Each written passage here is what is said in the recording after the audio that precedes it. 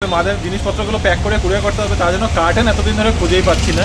গিয়ে তারপরে কথা বললাম যে কেন আসেনি ইলেকট্রিশিয়ান, কথা বলা হলে ইলেকট্রিশিয়ান বলে তাকে নাকি জানানোই হয়নি। এত ইরেসপন্সিবল এরা। এত তাড়াতাড়ি অফিস থেকে বেরিয়েও কোনো কাজের কাজ কিছুই হলো না।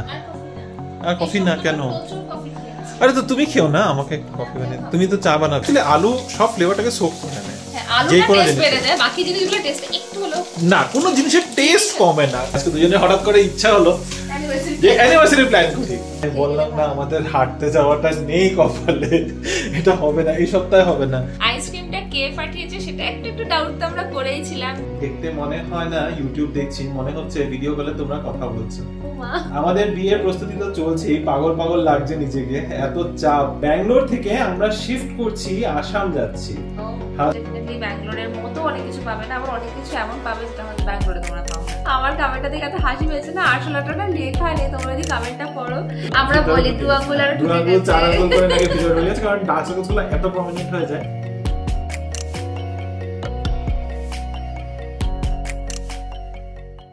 Hello BB family, good evening and welcome back to the channel. আশা করছি তোমরা সবাই খুব ভালো আছো, আমরাও ভালোই আছি। আজ হচ্ছে বৃহস্পতিবার, বাজে এখন সন্ধ্যায় 6:30।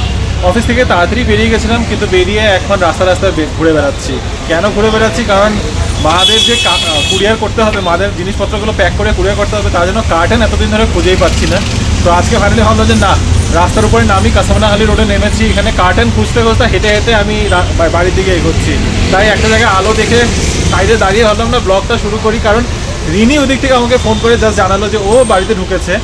কিন্তু বাড়িতে ঢোকার পর একটা একটা অসুবিধার সম্মুখীন হয়ে পড়েছে। আমরা সকালবেলা অফিসে যাওয়ার সময় হঠাৎ করে আমাদের কারেন্ট চলে যায়। তো আমরা প্রথমে ভাবলাম যে সবারই গেছে, তারপরে রিয়েলাইজ করলাম শুধু আমাদের গেছে।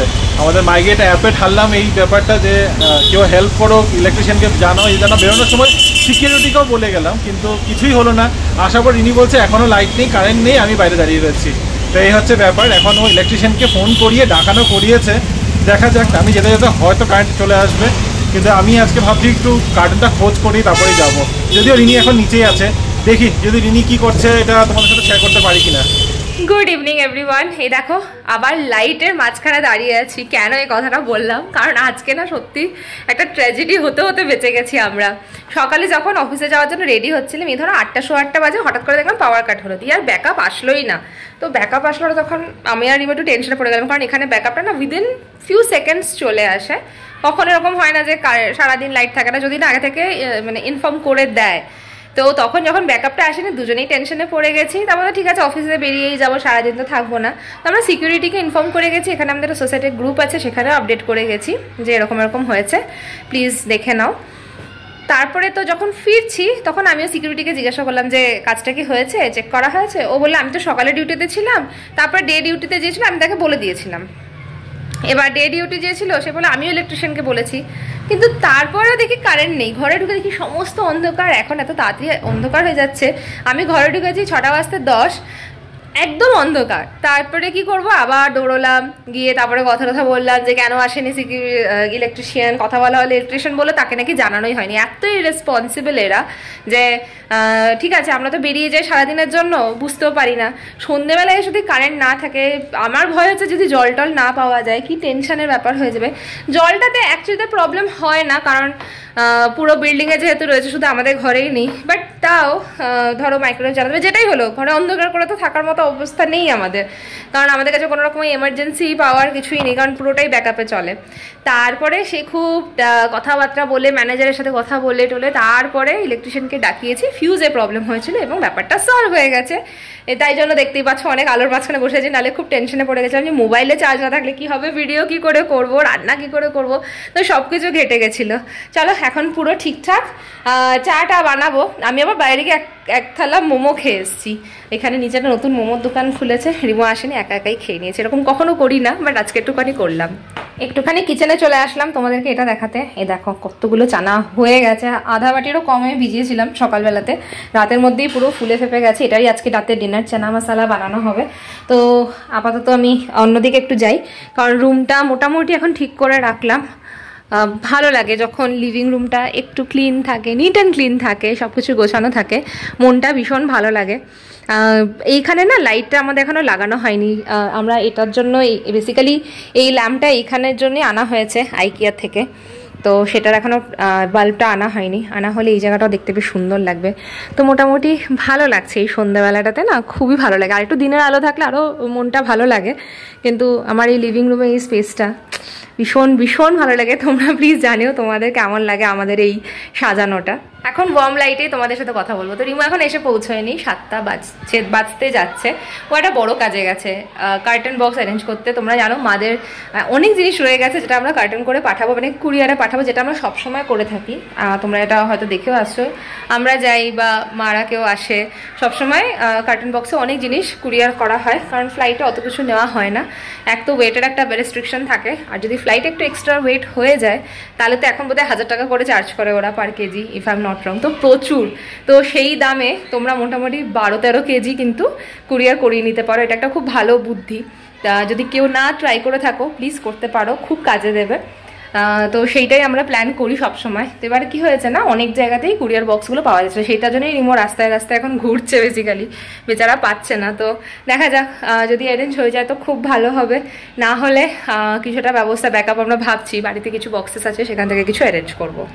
এত তাড়াতাড়ি অফিস থেকে বেরিয়েও কোনো কাজের কাজ কিছুই হলো না। এসেছিলাম যে কার্টন যদি একটু পেয়ে যায়, কার্টনটা নিয়ে বাড়িতে ঢুকবো, সেই আমাকে অপেক্ষা করালো এতক্ষণ। অপেক্ষা করিও কিচ্ছু লাভ হয় নাই, খালি হাতে আমি বাড়িতে ঢুকেছি, কার্টনও পেলাম না। তারপর ভাবছি বাড়িতে একটা কার্টন আছে যেটার মধ্যে আমাদের কিছু জিনিস রাখা আছে, সেটাই যদি কিছু না পাই কালকে ওইটারই ব্যবস্থা করব। কালকে দিনের বেলাটা একটা লাস্ট চান্স নেব, কারণ আমি আরও দুটো দোকান যেখানে গেছিলাম কাবারিওয়ালাদের, ওদের আবার দোকানগুলো বন্ধ। তো দোকান বন্ধের কারণে আমি আর ওখান থেকে খোঁজ করতে পারিনি। ইউজুয়ালি যেখান থেকে আমি কার্টনগুলো আনি মনে হচ্ছে বিকালবেলা ওগুলো বন্ধই হয়ে যায়, তো সেই কারণে পেলাম না। যাই হোক, তা এখন বাজে 7:30, আমি 8-10 মিনিটই হয়েছে আমি বাড়িতে ঢুকে জাস্ট ফ্রেশ হয়ে এখন একটু বসলাম, ভাবছি একটু চা কফি কিছু একটা খাই। এখন এরকম অভ্যাস হয়ে গেছে না খেতে খেতে, এখন আবার একটা কফির নেশা লেগে যাচ্ছে। এই রিনি, কফি বানাবে নাকি একটু? দেখি কি বলে। এই আমি বলছিলাম একটু কফি বানাবে নাকি? আর কফি না। হ্যাঁ, আর কফি না কেন? প্রচুর কফি খেয়েছি। আরে তো তুমি খেও না, আমাকে একটু কফি বানিয়ে। তুমি তো চা বানাবে না, বানাবে না, কিছু বানাবে না? তো তাড়াতাড়ি যেটা তাহলে রান্নাটা করতে চাও, যাও, এখানে বসে থাকবে না, তাহলে তাড়াতাড়ি রান্না করো, তাড়াতাড়ি খাওয়া খাবো, তারপর ডিনার করে তারপরে একটু নিচে বেরোবো হাঁটতে। আজকে ওয়েদারটা ভালো আছে। এটা চোখ পিট করছো কেন? হ্যাঁ, তোমাকে একটা কাজ দিয়েছিলাম আমি। কি কাজ? গিফট র্যাপারই তো আনিনি। আচ্ছা হ্যাঁ, তার ব্লিঙ্কিটা অর্ডার করে দিচ্ছি। এতক্ষণে ডিনারের প্রস্তুতি শুরু হয়েছে। আজকে আমাদের ডিনারে রয়েছে আলু ভাজা উইথ কচু। ইয়ে না, তবে আজকে ডিনারের জন্য রিনি বানাচ্ছে হলো ছোলা। ছোলাগুলো এত ভালো সেদ্ধ হয়েছে না, আমি শুধু শুধু খেয়েই যাচ্ছি, দারুণ হয়েছে সেদ্ধ। হ্যাঁ, বাঙালিরা কাবলি চানা আলু দিয়ে খায়। হ্যাঁ, তো ওটাই বললাম, খেতে ভালো হয়। হ্যাঁ, আলু পড়তে হয়। There are certain things which taste good with আলু। Actually আলু সব ফ্লেভারটাকে সোক করে নেয়। হ্যাঁ, আলুটা টেস্ট বেড়ে যায়, বাকি জিনিসগুলো টেস্ট একটু হলো না, কোনো জিনিসের টেস্ট কমে না। No I disagree, I completely disagree. কোনো জিনিসের টেস্ট কমে না। সবজি কেন দেয়? সবজির টেস্ট বেড়ে যায়, কিন্তু তাহলে মাছের টেস্টটা একটু অ্যাডজাস্ট হয়ে যায়। মানে কি না, যাই হোক কে কি মানে কে কি মত দেবে জানি না, বাট এতক্ষণ আমরা কি করছিলাম, কেন দেরি হয়েছে? অনেক আলোচনা। কি নিয়ে আলোচনা? তো আমাদের যে আলোচনার কথা বললাম, আলোচনা আমাদের হচ্ছিল আজকের থেকে 2.5 মাস বাদের একটা ব্যাপার নিয়ে। 2.5 মাস বাদে কি আছে? 2.5 মাস বাদে হচ্ছে আমাদের অ্যানিভার্সারি। আজকে দুজনে হঠাৎ করে ইচ্ছা হলো যে অ্যানিভার্সারি প্ল্যান করি। কি প্ল্যান করবো ভাবলাম, কোথাও একটা ঘুরতে যাওয়ার প্ল্যান করবো। রিনি এবার বলছিল যে এইবার ঘুরতে গেলে সুটকেস নিয়ে যাব, ভালো করে কোথাও একটা লম্বা ঘুরতে যাব বেশি দিনের জন্য। বললাম আচ্ছা ঠিক আছে, তো কোথায় যাওয়া যায়, ওই সিজনে কোথায় ভালো হবে, কি হবে, এইসব নিয়ে আমাদের আলোচনা করতে করতে আমরা সময় দেখি নাই। আর এই করতে করতে কটা বেজে গেছে বলো তো? অলমোস্ট 8:30 বাজে। আমি দেখিনি কটা বাজে, 8:45 বাজে। আমি একদমই খেয়াল করি না, আমি 8:30। এখন একদম আমরা না মানে সময়ের সব হুঁশ হারিয়ে ফেলেছিলাম। গল্প করতে এত মত্ত হয়ে গেছি, কোথায় যাওয়া যায়, কি করা যায়, দুজনে মিলে একদম গুগল নিয়ে সার্চ করতে বসে গেছিলাম। আর ইতিমধ্যে 15টা বেজে গেছে। সেই আজকে ভেবেছিলাম যে তাড়াতাড়ি খাওয়া দাওয়া করে হাঁটতে যাব, সে আর হচ্ছে না। আমাদের হাঁটতে যাওয়ার উপরে নজর লেগেছে, বুঝেছো তো, নিজেদেরই নজর লেগেছে। হেলথ কনসিয়াস বলে ভাবলাম যে না, এখন খাওয়া দাওয়া একটু লিমিটে করছি, খাওয়া দাওয়া এক পদে বা একটু অন্যরকম কিছু যেটার মধ্যে বেশি কার্বস না হয়। ভাবলাম যে হাঁটতে যাবো, কিন্তু সপ্তাহ ঘুরে গেল মারা যাওয়ার পরে, হাঁটতে আর আমাদের যাওয়া হচ্ছে না। কথা ছিল তাড়াতাড়ি ডিনার করব, দেখো কত তাড়াতাড়ি আমরা ডিনার করছি। ঘড়িতে সময় 10:30। যতই ভেবেছিলাম, রান্নাও যদিও হয়ে গেছিল, কিন্তু রিনিরও কোনো, এখানে আমাদের রিনিরও কোনো ভুল নেই, আমারও কোনো ভুল নেই। রান্না বান্না অনেকক্ষণ আগে আমাদের হয়ে গেছে, সব টেবিলের উপরে রাখা ছিল। হ্যাঁ বলো। রান্না করে শুয়ে পড়েছিলাম আমি, আর উঠে আসতে চলে গেলাম, কারণ ও শুয়ে পড়ে রয়েছিল আর আমি এখানে সোফার মধ্যে বসে রয়েছিল, জাস্ট বসে রয়েছি, আর রিনিও শুয়ে রয়েছে। তারপর হঠাৎ কেউ কাউকে তাকাতেও দিচ্ছি না, কিছু না। তারপর হঠাৎ করে রিয়েলাইজ করলাম যে খেতে হবে, এন্ড তারপর ঘড়ি তাকিয়ে দেখি 10:15 বাজে। তো সব খাওয়া দাওয়া টেবিলের মধ্যেও রাখা ছিল, তাও এসে আর কেউ টেবিলে বসছিলাম না। যাই হোক, হওয়া ছিল না আজকে। এই যে দেখাচ্ছ তো, আমি বললাম না আমাদের হাঁটতে যাওয়াটা নেই কপালে, এটা হবে না, এই সপ্তাহে হবে না। শুভ মুহূর্ত দেখে বের হতে হবে, একটা ভালো শুভ লগ্ন দেখতে হবে, যে এই লগ্নে এই মুহূর্তে আমাদের এখন বেরোনো উচিত। তবে এই শুভ লগ্নে পেট পূজার উচিত। আমাদের আজকে প্লেটে রয়েছে কিছু ফুল পাতা, তার সাথে আছে ভাত, জবা ফুল, ডাল। হ্যাঁ জবা ফুল নাকি এটা? না, এটা জবা না। তার সাথে আছে এখানে আলু ঝিঙে পোস্ত, যেটা কালকে রিনি বানিয়েছিল, মাছের ঝোল যেটা কালকে বানিয়েছিল, আর আজকে বানানোর মধ্যে শুধু রান্নার মধ্যে লিটারালি 10:30 পর্যন্ত রান্না বলতে এক বাটি খালি ছোলা রান্না হয়েছে, আর এখানে ভাত আছে, ভাত আর এক বাটি চানা মশলা রান্না হয়েছে 10:30 বাজিয়ে। এখন বেজে গেছে 11:15। আমরা দুজনেই না মোবাইল নিয়ে বসেছিলাম, খাওয়া দাওয়া করেও কেন জানি ঘুমোতে যেতে পারছি না। জেনারেলি এতটা লেট আমরা করি না। আজকে না ফ্রাইডে ফিলিং আসছে, আজকে থার্সডে, কিন্তু তাও মনে হচ্ছে ফ্রাইডে। কিন্তু আমার কিন্তু কালকে অফিস যেতে হবে। তবে সব থেকে মজার ব্যাপার, গতকালকে যেহেতু আমরা ভিডিও করিনি, তাই তোমাদেরকে দেখাতে পারিনি। আমরা গতকালকে কেন করিনি আমরা ভিডিও?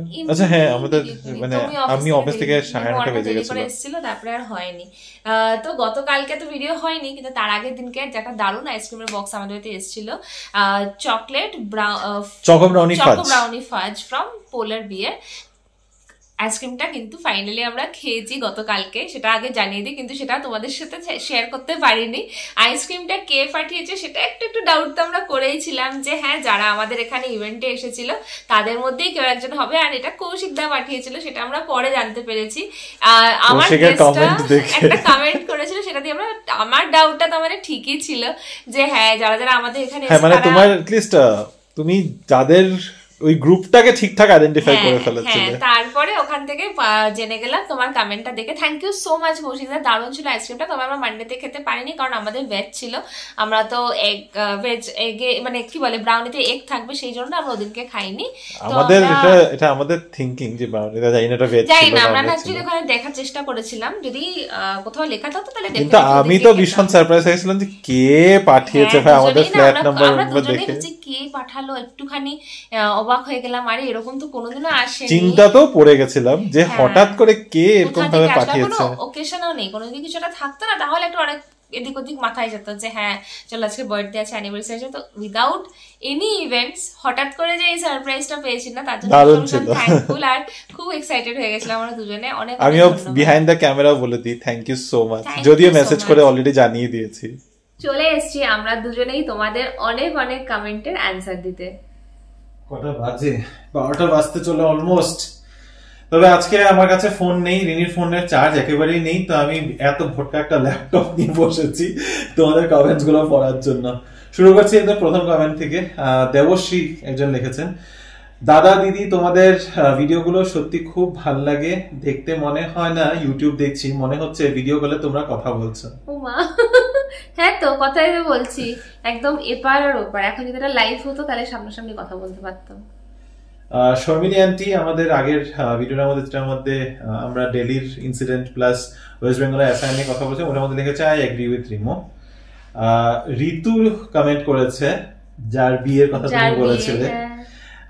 আমাদের বিয়ের প্রস্তুতি তো চলছেই, পাগল পাগল লাগছে নিজেকে, এত চাপ। তোমরাও একদিন টাইম করে পারলে এসো আমাদের বাড়িতে, খুব ভালো লাগবে। নিশ্চয়ই যাব, আবার নিশ্চয়ই দেখা হবে কোথাও না কোথাও ব্যাঙ্গালোরে।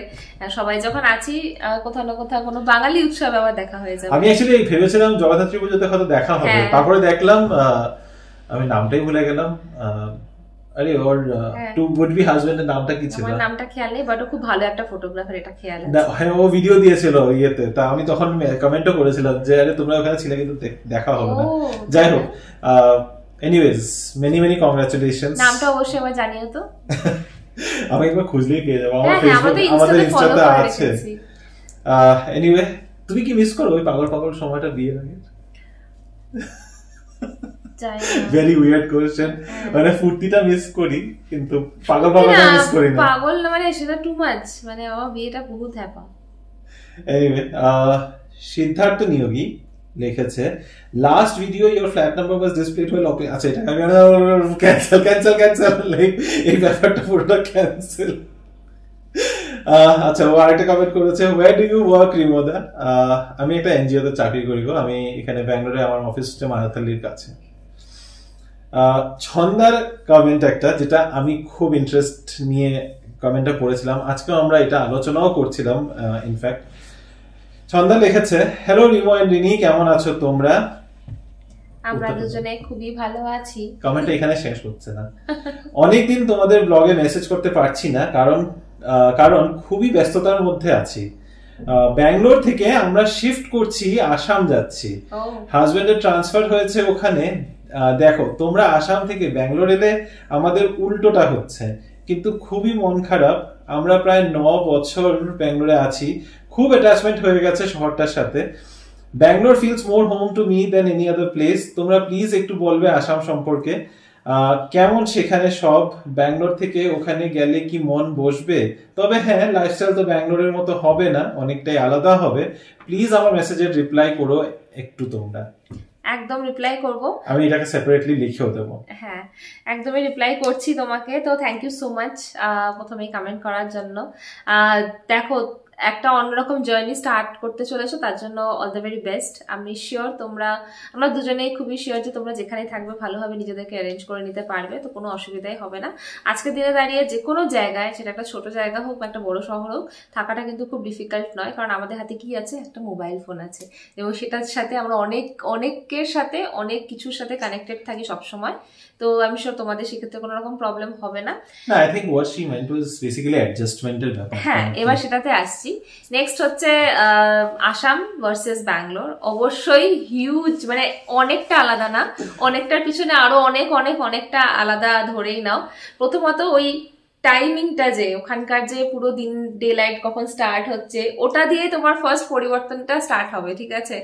তারপরে তো বাকিটা তো ছেড়েই দাও।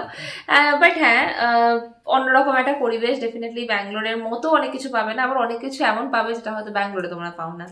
আচ্ছা, এটা যখন আসাম নিয়ে কথাটা, এটাতে আমি একটু কিছু আমার I'll give my 2 cents. তবে হ্যাঁ, আসামের প্রথম কথাটা আমি একটু জানিও, তুমি কোথায় যাচ্ছ, আসামের কোন এরিয়াতে, কোন ডিস্ট্রিক্টে শিফট করছো? না, গুয়াহাটি বলে তো কিছু লেখেনি, লিখেছে আসামে শিফট করছে। তো আসামে কোথায় শিফট করছো? যোরহাট, তেজপুর, ডিব্রুগড়, তিনসুকিয়া, গুয়াহাটি, শিলচর, অনেক জায়গা আছে, অনেক টাউন আছে। এক্স্যাক্টলি, তো প্রতিটা জায়গায় না আলাদা। গুয়াহাটিতে যদি থাকো তাহলে আমি বলবো হয়তো সম্পূর্ণ ব্যাঙ্গালোরের ফিলটা পাবে না, but it will still be much closer because it's a big city. সবই আছে ওখানে, সব কোনো রকমের অসুবিধা হবে না। লেট নাইট পর্যন্ত গাড়ি ঘোড়া সবই পেয়ে যাবে, ওলা উবার সব আছে। তো সেটা নিয়ে খুব একটা অসুবিধা হবে করে আমার মনে হয় না। অ্যাডজাস্টমেন্টের ব্যাপারটা যেখানে ব্যাঙ্গালোর থেকে গেলে এখন আমারই একটু অ্যাডজাস্ট করতে প্রবলেম হয়, সত্যি কথা বলতে। তো হ্যাঁ, লাইফস্টাইল অ্যাডজাস্টমেন্টটা একটা বড় ব্যাপার হবে। ডে লাইটের ব্যাপার যেটা রিনি বললো, ওইটা একটা বিশাল বড় চেঞ্জ। ইনিশিয়ালি অ্যাডাপ্ট করতে কিন্তু একটু কষ্ট হবে। আজকে ব্যাঙ্গালোরে যেখানে শীতের দিনও বিকেল 6টা 6:15 নাগাদ একদম অন্ধকার হয়, সেখানে আসামে কিন্তু 4টা বাজলে এবার সব অন্ধকার। 5টায় হচ্ছে তোমরা ওই ফিলটা বুঝতে পারবে যে দিনটা শেষ হতে চলেছে। 4টার সময় অন্ধকার হয়ে যায়। মা আমাকে রোজ, মানে মার সাথে যখনই কথা হয়, মা বলে 4টার সময় আমি তখন অফিসে বসে থাকি, এখানে রোদ, হ্যাঁ মানে রোদ তখন, আর মা বলে আমরা সন্ধ্যাবাতি দিচ্ছি, মানে অতটা ব্যাপারটা ওরকম হয়, ঠিক আছে। তো এটা একটা ডিফারেন্স। ইভেন গরম দিনেও এটা ফিল করবে। গরম দিনে ব্যাঙ্গালোরে যেখানে 7টা সাড়ে 7টা পর্যন্ত আলো থাকে কিছুটা, ওখানে গরম দিনেও কিন্তু একদম ওই 6টা বাজতে না বাজতে মোটামুটি অন্ধকার হয়ে যায়। এটা একটা মেজর ডিফারেন্স, ভীষণ ইম্পর্টেন্ট। কারণ কি হয়, আমরা যেহেতু সবাই ওয়ার্কিং, আমি ওই হিসেবেই বলছি, আই এম শিওর তোমরা ওখানে যে কাজের মধ্যেও থাকবে, আমরা যখন কাজ থেকে ফিরি খুব তাড়াতাড়ি যদি অন্ধকার হয়ে যায় না, মনে হয় কি দিনটা শেষ, এবং ওখানে এই ফিলিংটা খুব তাড়াতাড়ি এফেক্ট করবে। এবং তখন কি হবে যে তুমি একটু কিছু বাইরে বেরোতে ইচ্ছা করবে, বা যেটাই কিছু একটা করতে ইচ্ছা করবে, ধরো সেই অপশনস গুলো একটা লিমিটেড হয়ে যাবে। তো তখন তোমার ডিফারেন্সটা ফিল হবে, আচ্ছা ব্যাঙ্গালোরে তো অনেক রাত অব্দি অনেক কিছু খোলা থাকে, আর গরম দিনে সেই ভোর 4টার সময় আলো হয়ে যায়, হ্যাঁ, আর সকাল সকাল ঘুমও ভেঙে যাবে। তবে I am sure you are used to it by a certain ratio, কারণ কলকাতা বা ওই সাইডে থাকলে একটু তো তাড়াতাড়ি হয়, you will be further towards east, তো আরেকটু বেশি, আরো নর্থ ইস্ট এর দিকে যাচ্ছে। আরেকটা জিনিস আমি এখানে অ্যাড করতে চাইবো, হয়তো বেশি বলে ফেলছি, বাট হ্যাঁ, ব্যাঙ্গালোরের থেকে অনেক বেটার সবজি পাবে ওখানে, খাওয়া দাওয়া তো অসম্ভব সুন্দর পাবে। আমি শিওর নিজের ভাষার মানুষের সাথে আরো বেশি ইন্টারঅ্যাক্ট করতে পারবে, সেটা একটা পজিটিভিটি দেবে। অফকোর্স অনেক নিজেদের মতো লোকজন দেখতে পাবে, আমি শিওর সেটা নিয়ে তোমাদের ভালো লাগবে। তো একটা পারিবারিক পরিবেশের মধ্যে হয়তো গিয়ে ভাষা নিয়ে খুব একটা অসুবিধা হবে না, এটুকু আমি গ্যারান্টি দিতে পারছি। ওখানে মানুষের হিন্দিও বলে, এসএমএস যদি তোমরা নাও বুঝো, বাঙালি বললেও ওরা বাংলা কথা মোটামুটি বুঝে নিতে পারে। তো এটা নিয়ে তোমাদের ভাষা নিয়ে খুব একটা অসুবিধা পড়বে না। আর স্পেসিফিক্যালি যদি তোমরা কোন এরিয়াতে যাচ্ছ এটা যদি জানাতে পারো, আর একটু আমি ইনফরমেশন দিতে পারি ওখানে আশেপাশে কিরকম কি সুবিধা আছে না আছে, আমি যতটুকু দিতে পারবো। আর ব্যাঙ্গালোরকে একদম মিস করো না, আমাদের ব্লগে দেখতে পাবে ব্যাঙ্গালোরকে। নেক্সট কমেন্টে যাচ্ছি। জিউক ওয়ার্ল্ড করে একজন লিখেছে, তার নামটা আমি একবার খোঁজার চেষ্টা করি যদি পাই, সৌমশ্রী সেন চৌধুরী। সে লিখেছে, আমি রিসেন্টলি আপনাদের ভিডিও দেখি গুরগাঁও থেকে, খুবই ভালো লাগে। আমাদেরও এরকম হয়, মা বাবা চলে গেলে ওই খালি খালি ব্যাপারটা খুব কষ্ট দেয়। আপনাদের ভিডিও দেখে রিলেট করতে পারছি। হ্যাঁ, একদমই। আমাদের এখানে প্রচুর এরকম ভিউয়ার্স আছে, তাদের প্যারেন্টসরা এরকম আসা যাওয়া করে, এবং সেটা খুবই নর্মাল আমাদের সবার জন্য। বাট হ্যাঁ, একটু তো খারাপ লাগে। আজকে যেমন রিমোকে আমি বলছিলাম, যারা আমাদেরকে কলকাতার বাইরে বা আসামের বাইরে থেকে দেখে, তাদের মোস্টলি এটাই হয় যে তাদের প্যারেন্টসরা আসছে যাচ্ছে। তো I think we at least এই জিনিসটাতে we share a very common feeling. হ্যাঁ, যে কোনো জায়গায় আমরা থাকি না কেন, বাইরে আউট অফ কান্ট্রি থাকলেও সেই জিনিসটাও থেকে যায়। সঙ্গীতা অনেকদিন বাদে কমেন্ট করেছে, সঙ্গীতা মাইতি লিখেছে, আচ্ছা একটা কথা বলো তো, তোমরা যে জিনিস রাখো আরশোলা হয় না? ব্যাঙ্গালোরে আরশোলাটা তো খুবই বেশি। পেপারে যদি কিছু রাখো তাহলে তো আরো বেশি। আমার কমেন্টটা দেখে এত হাসি পেয়েছে না, আরশোলাটা না লেখা নেই, তোমরা যদি কমেন্টটা পড়ো, এখানে একটা ছোট আইকন মতো দেওয়া রয়েছে আরশোলা। তো ফার্স্ট আমার একটা এক্সপিরিয়েন্স বলি, আমি যখন প্রথম ব্যাঙ্গালোরে আসি, আমি তো একটা পিজিতে থাকতাম, তো সেখানে ছিল ছোট ছোট এরকম মিনি মিনি আরশোলা, ঠিক আছে। তো ফার্স্ট চাইনিজ আরশোলা এখানে খুবই প্রচলিত। এটা নাকি বলতে বলে কেউ একজন চায়না থেকে এসেছিল, ওটা সুটকেসে এখানে চলে এসেছিল ব্যাঙ্গালোরে, এবং সেই আরশোলাটা বংশ বিস্তার করে ফেলেছে। তো মিনি মিনি মানে আমাদের দিকে যেরকম এত বড় বড় আরশোলা হয়, ছোট ছোট আরশোলা থাকে, এবং সেটা আজীব একটা ফ্লেক্সিডের মতো কালার থাকে, ঠিক আছে ওটার। তো এবার প্রথম আমার এক্সপিরিয়েন্সটা আমি একটু বলি। তো মোটামুটি 2 মাস কেটে গেছে ব্যাঙ্গালোরে, তারপরে আমার কাবার্ডের মধ্যে আমি দেখি আরশোলা। আমি শুনেছিলাম কিন্তু কখনো এক্সপিরিয়েন্স করিনি। তো ব্যাস ওখানেই শেষ। বিশ্বাস করবে না, নেক্সট 2 মাসের মধ্যে পিজি চেঞ্জ করে অন্য একটা পিজিতে চলে গেছিলাম, যে ওখানে থাকা যাবে না। বাট হ্যাঁ, এটা একটা প্রবলেম অনেক অনেক এরিয়াতে রয়েছে ব্যাঙ্গালোরের। এটা মেন রিজন হচ্ছে এখানে সানলাইট অনেক বাড়িতে ঠিকঠাক আসে না, এবং অনেকে ভীষণ আনহাইজেনিক ভাবে থাকে, সেখানে কিন্তু এই প্রবলেমটা থাকে। আর এই যে এমডিএফ এর যে কাভার্ড গুলো সমস্ত এখানকার অ্যাপার্টমেন্ট বলো সবেতে ইউজ করা হয়, এটা ইঞ্জিনিয়ার রোডের যে ফার্নিচার গুলো থাকে, সেখানে হচ্ছে সব থেকে বেশি এই আরশোলাদের উপদ্রব। সে যত বড় অ্যাপার্টমেন্টই হোক না কেন, যত ফ্যান্সি হোক না কেন, এই জিনিসটার জন্য কিন্তু সেটা হয়। তবে কিন্তু luckily we are lucky, very very lucky. Lucky থেকেও বড় কথা হচ্ছে বাড়ি ঘর দর একটু পরিষ্কার পরিচ্ছন্ন রেখে, প্লাস সানলাইট যেন বাইরে ঢোকে, এটা খুব দরকার। হাওয়া বাতাস যদি ঢোকে না, তাহলে আরশোলাটা হয় না। এরকম না যে আমরা আরশোলা পাইনি, আমি এক্সপেরিয়েন্স করি নাই। আমি এত বছরে ইজিপুরাতে প্লাস ইলেকট্রনিক্স মানে ইজিপুরা বাড়িটা লাস্ট পর্যন্ত না এরকম হয়ে গেছিল যে রাতে বেলা লাইট অফ করলে ঘুমিয়ে পড়লাম, তারপরে ঘুমের থেকে উঠে যদি ইনকেস হঠাৎ করে কিচেনে যদি আমার যেতে হয় জল খেতে, সারা শেলফ টেলফের উপরে আরশোলা করতো, মানে এরকম অবস্থা। একবার পেস্ট কন্ট্রোল করিয়েছিলাম, দুইবার পেস্ট কন্ট্রোল করিয়েছি ইনফ্যাক্ট আমি। তো পেস্ট কন্ট্রোল করার পর 6 মাস পর্যন্ত মোটামুটি ঠিক থাকে, তারপর আস্তে আস্তে আবার তাদের বৃদ্ধি হয়ে যায়।